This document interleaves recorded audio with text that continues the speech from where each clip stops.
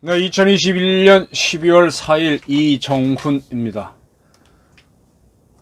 MZ세대와 정치에 대해서 오늘 제 의견을 말씀드리겠습니다. 제목, 하버드면 다녀, 일렁이는 조성은, 윤지호의 그림자. 부제는 왜 정치는 젊은이에게 아부해야 하는가, 격려하지 못하고, 이렇게 적었습니다. 12월 3일 조동현 교수가 사의를 표명했습니다. 그러자 이재명 씨가 페이스북에다가 참으로 안타깝고 마음이 무겁다. 모든 책임은 자신한테 있다. 송영길 민주당 대표는 이 조동현 교수의 혼외자 문제를 제기했던 가로세로 연구소의 강용석 변호사를 맹비난했습니다. 10년 전 양자가 합의해서 따로 가정을 이룬 상황인데 아이를 얼굴 이름까지 밝혀 공격하는 비열한 행위는 언론 정도를 벗어난 것이라고 생각한다. 아주 맹비난했습니다. 저는 양이원영 의원이 발표한 걸 보고 그냥 웃음이 아니지, 실소와 더불어 헉 했습니다. 헉. 아이를 포기하지 않고 낳고 기른 그 용기에 존경을 표한다. 아이고, 존경해야 되나요? 예? 이런 걸 존경해야 되나요? 민주당 선대위 수석대변인 박찬대 의원은 뭐라 그랬는가 하면, 조 교수가 아기를 포기하지 않고 낳고 기른 그 용기에 존중을 표한다. 네, 저는 이거는 뭐 그럴 수 있다고 봅니다. 존중을 해야 되겠죠. 이걸 존경할 거로 봐야 되나요?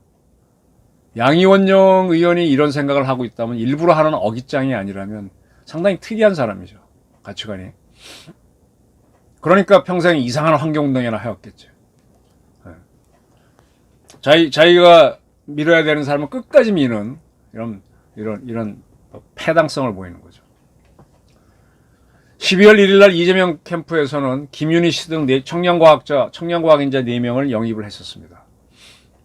그리고 김윤희 씨가 대표격으로 소개가 됐는데, 데이터 전문 기업과 소액 투자 플랫폼 추천 서비스 등 스타트업을 창업해온 사람이다 라고 했는데, 바로 그날 국민의힘이 황당하다는 발표를 했습니다.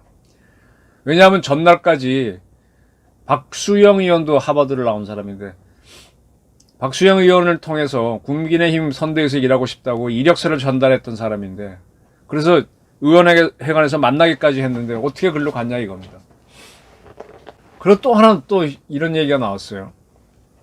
이 김윤희 씨가 운영했던 회사가 뉴로 어소시에이츠라고 하는 회사였는데, 여기에 이제 모회사가 있죠. 모회사가 옐로 모바일입니다.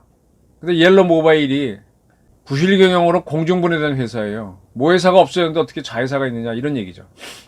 옐로 모바일은 각종 사기 사건 논란에 휘말린 소송에서 패소하면서 사실상 무너진 회사입니다.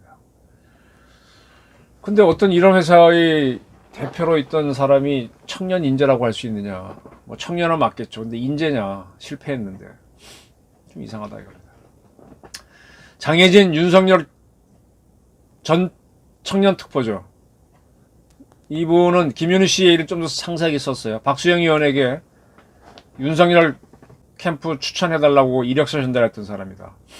그러면서 이런 사람을 이재명 캠프에서 데려갔는데, 자리 사냥꾼을 데려가줘서 고맙다. 무슨 자리를 줄 것인가 계산기 두드리며 여기저기 기웃하는 나이만 젊은 노예한 정치인의 모습을 봤다 그랬습니다. 정치에 관여하고 싶은 젊은이들이 있을 수 있죠. 그러면 자기 노선과 뭐 일관성을 지켜야 되는데, 뭐 어느 대학 들어갈 때 또는 취업할 때처럼 어딘가 합격되면은 원서 여러 군데 내놓고 붙으면 들어가는 이런 걸로 정치를 시작하면 참 웃기지 않습니까? 정치는 자기 의지를 갖고 하는 건데, 권력 의지를 갖고 어떤 이념을 갖고 하는 건데. 저는 이런 사람들을 보면서 조성원 씨 느낌이 나요. 조성원 씨도 여러 정당을 왔다 갔다 했죠. 뭐 박지원 씨가 또 밥도 먹고. 이렇게 젊은 여성들이 정치에 관심을 갖는 건 좋은데, 이런 식으로 기웃거리나. 이게 미국에서는 이런 문제가 커지다 보니까 루인스키 사건까지 일어났습니다. 한국에서도 이런 사건이 일어나지 말란 법이 없는 거죠. 그 줄을 잡는 거는 저도 사회생활을 해보니까 상당히 중요하더라고요. 자신의 실력만 갖고 돌파하는 데는 한계가 있습니다. 그래서 그러나 줄을 잡기 위해서 어디든지 자기를 땡겨만 주면 막 가겠다 그러면 그거는 기업체를 가거나 뭐 그럴 수는 있지만 어떻게 정치를 하는 걸로 올 수가 있죠? 조동현 씨와 김윤희 씨가 민주당에서 이렇게 영입이 된 거는 하버드 케네디 스쿨 출신이다. 그리고 빅픽처라는 책을 공동 저술했다라는 것 때문인 걸로 보입니다. 그리고 여기에 송영길 씨의 여동생인 송경희 씨도 케네디 스쿨을 나오고 이 책을 같이 저술했기 때문에 그런 연관성이 있어서 들어오지 않았나 좀 그런 생각이 듭니다. 왜 민주당에서 하버드를 집착할까? 하버드 학부를 나온 이준석 씨가 국힘당에서 대표가 됐기 때문일 수 있겠죠. 지금 막상 선거가 막 시작되고 나서 보니까 젊은 세대들이 왔다 갔다 하는데 이 젊은 세대들이 지금 윤석열 캠프로 많이 기울어 있잖아요. 그거는 이준석 때문일 수도 있고. 그러니까 이걸 끌고 오지 않으면 민주당이 어려우니까 이 젊은들을 막 영입하는 건 좋은데 왜 하버드만 영입을 하려고 그러죠? 하버드가 젊은이의 대표입니까? 젊은이의 99.99%는 하버드 근처도 못 갑니다. 젊은이들도 여러 가지 부류가 있는데 왜 가장 잘난 백그라운드를 가진 사람들, 근데 가장 잘나는 줄 알았더니 막상 보니까 뭐 크게 성공한 것도 없는 사람들입니다. 하버드 케네디 스쿨이 대단한 걸로 한국에는 알려져 있습니다. 간단하게 설명드릴게요. 하버드 존 F 케네디 스쿨 오브 거버먼트라서 하버드의 H, 케네디의 K, 대학원의 S, 스쿨을 따서 HKS로 약칭되죠. 우리나라로 얘기하면 서울대하고 연대하고 고대, 뭐 서강대, 성대 이렇게 가면은 행정대학원이 있죠.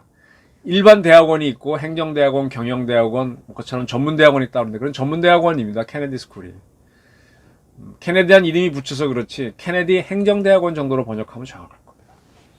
석사과정, 대개는 우리도 전문대학원에는 석사과정만 있고 박사는 없었는데 요즘 석사, 박사 다 있죠. 뭐 그런 비슷하게 보시면 됩니다. 최고의 과정도 있고. 당연히 이 대학원에서는 공공 분야에서 일할 사람을 키우는 걸 목표로 합니다. 이력서를 내야 되고요. 학업 계획서를 내야 되고 자기가 관련했던 정책에 대한 분석하는 에세이를 내야 되고 자신의 리더십에 대한 그런 페이퍼를 내서 이제 그걸로 당락이 결정됩니다. 그러니까 시험 보는지 모르겠는데 그게 주로 핵심이라는 거죠. 그리고 외국인이라면 GR이나 GMAT 성적이 최상급 적어도 4% 안에야 들어야 됩니다. 한국인 같은 경우에는 시험 보지 않고 아까 그런 서류를 제출하고 인터뷰를 통해서 합격 여부가 결정됩니다. 이 케네디 스쿨 과정에는 4개가 있어요. 하나는 공공정책 석사 과정인데 Master in Public Policy, Public Policy를 하는 석사 과정입니다. 여기를 김윤희 씨가 졸업했다는 거죠. 그 다음에 이제 Master in Public Administration, 행정 석사 과정이 있습니다. 이건 뭔가 하면은 아까 김윤희 씨 과정은 순수 행정학이니까 공부하는 사람들이 올 수 있는 과정이고 요거 지금 말하는 요 과정은 사회 경력을 가진 사람들이 주로 들어오는 겁니다. 직접 행정을 해본 사람들이. 그리고 이제 경험이 있는 만큼 자기가 필요한 과목이 뭐다 택해서 수강할 수 있는 그런 프로그램이죠.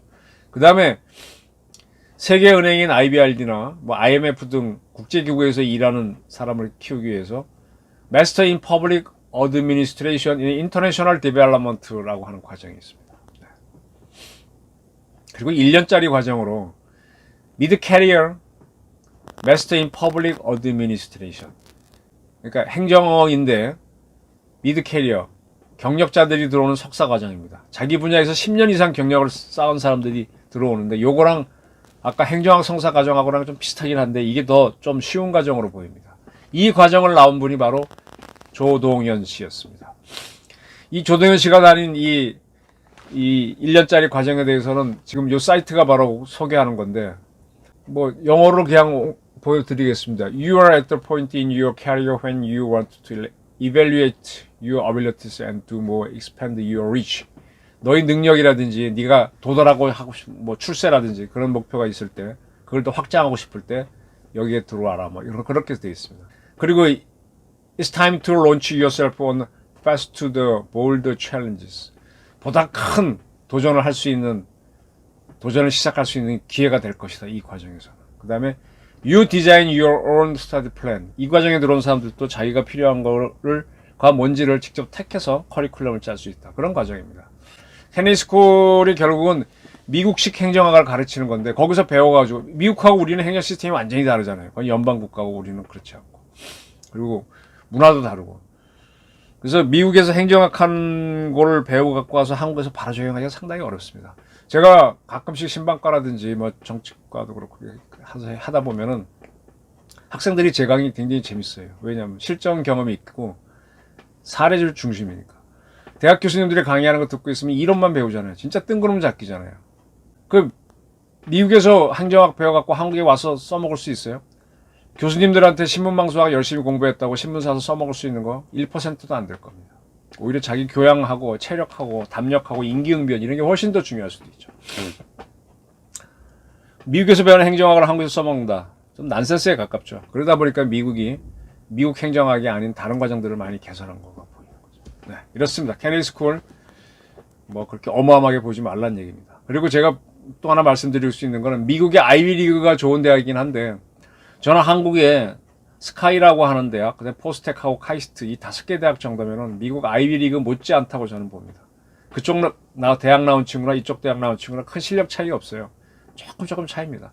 한국에서 좋은 대학 나오면요, 일본의 뭐 동경대학을 교토대학을 포함한 일본의 국립대학, 뭐 중국의 칭화나 베이징 대학, 홍콩 대학이나 싱가포르 대학, 뭐 미국, 영국의 옥스퍼드, 캠브리지 별 차이 없다고 봅니다. 그냥 거기서 거기. 근데 우린 너무 이제 해외를 높게 보죠. 특히 하버드를.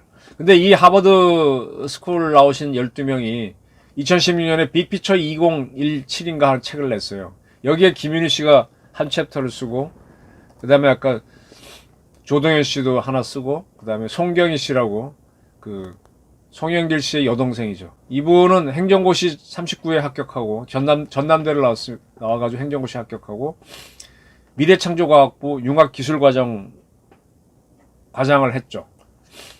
그렇게 해서 케네디 스쿨 가서 공부하고 왔었습니다. 그런 사람들이 이 책을 냈던 거거든요. 그럼 결국은 뭐예요? 젊은 세대를 찾는다고 하면서 민주당이 찾았던 젊은 세대는 하버드, 케네디 스쿨을 나온 사람 중심으로 주로 뽑았다는, 100%는 아니지만 그 중심이 됐다는 거죠. 그럼 이 사람들이 과연 젊은이를 대표하느냐? 그리고 이분들의 삶이 100% 성공했다고 봐야 되느냐? 저는 이러한 사람들을 젊은이들의 대표라고 발탁한 것이 뭐 결국 송 대표나 제가 어찌전에 민주당에서 육사 중퇴한 국회의원하고 뭐 누가 육사 나온 김모 의원이 추천했다는 얘기를 말씀드렸습니다. 기성세대들이 뽑은 거잖아요. 근데 이렇게 모티프가 된 이준석 씨는 자기가 국힘당에 들어와서 선거에 몇 번 3번이나 떨어졌죠. 그러다가 선거로 국힘당의 대표가 됐습니다. 발탁을 한 게 아니라 선거로 됐다는 면에서는 좀 이 사람들과 다르죠.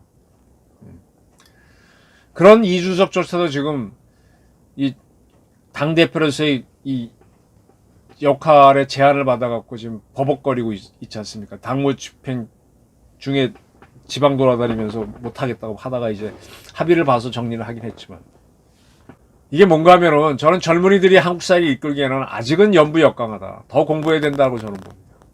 그리고 이 젊은 세대들이 기성세대에 들어와서 어떤 권력층이라고 보는 세계에 들어오는 방법에 있어서도 다시 한번 스스로를 점검해야 된다고 봅니다. 한국 사회에 있다 보게 되면 연줄이 중요하다 그래서 그게 패단이다 그럽니다. 근데 그 패단을 우리만 있는 게 아니라 전 세계 다 있어요. 미국도 역시 항맥 셉니다. 다 셉니다. 일본 말할 것도 없고요. 근데 그런 어떤 이걸 잡아갖고 들어오는 건 좋은데 가끔 젊은 친구들을 보게 되면 누가 실력자인지 막 줄 서려고 하는 게 많이 보여요. 그게 유리하다고 자기 실력을 닦는 게 아니라 그렇게 해서 들어온 사람들도 있죠. 성공하면 다행인데 성공이 잘 안 됩니다. 우리가 그토록 없어져 간 게 사조직이고 군에서는 특히 없어야 된다고 하나의 때를 잡았는데 가만히 보면 젊은 사람일수록 이런 막 조직에 들어가서 특별히 자기 귀여움 받아갖고 크려고 애를 쓰는데 그러다 보니까 왔다 갔다 지조가 없어지는 거가 되는 거죠. 저는 이걸 보면서 우리 젊은이들이 어려운 건 알아요. 근데 그렇다고 해서 이렇게 고스펙을 쌓고 하는 것도 이해가 되는데 그러면 사회에 성공을 해야지. 성공을 하고 정치에 들어와야 되는데 성공하지도 못하고 막 들어오려고 하면서 하는 건 무리다. 그리고 그러다 보니까 이것저것 기웃거리는 것도 문제다. 또 그런 사람들을 써주는 기성 정치인도 문제다. 그럼 우리 사회에서 지금 바로잡아야 될 게 무엇이냐? 바로 이런 사람들이 많다 보니까 조성훈이나 윤지호 같은 사람들이 설치게 되는 거거든요. 다른 거를 매력을 발산해서 자기 존재감을 드러내다 보니까 결국은 튀어나온 못이 돼서 두들겨 맞게 되는 거죠. 그리고 왜 그런 사람들을 왜 우리 기성세대는 자꾸 인자라고 해서 끌어당기죠? 이것도 문제고요. 그래서 제가 오늘 드리는 말씀은 젊은이한테 기성세대는 아부하지 마라. 표를 얻기 위해서 그들한테 자꾸 아부하다 보면 그거 자체가 인민민주주의가 된다는 겁니다. 지금 젊은 세대한테 민주당이 인기를 못 얻었던 거는 결국 경제의 실패입니다. 일자리를 충분히 못 만들었기 때문이거든요. 그러나 가서 이제는 이들한테 기회를 주는 것처럼 해서 막 정치 세력화 하려고 그러는데 이렇게 되면은 비위를 맞추는 아직 연부 역강한 사람들한테 비위를 맞추는 그런 희한한 정치가 일어나게 되죠. 이게 과도해지면 인민민주주의가 됩니다. 젊은이 세대를 격려를 해야지 거기에 아부하는 정치인들이 늘어날수록 대한민국은 퇴행을 합니다. 이게 국힘당도 마찬가지고 민주당은 더합니다.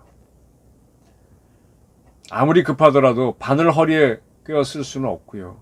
길이 아니면 가지 말아야 됩니다. 그리고 젊은이들도 여기에 쉽게 보안해동에서 왔다가 실패하지 않기를 간곡히 부탁드립니다. 감사합니다.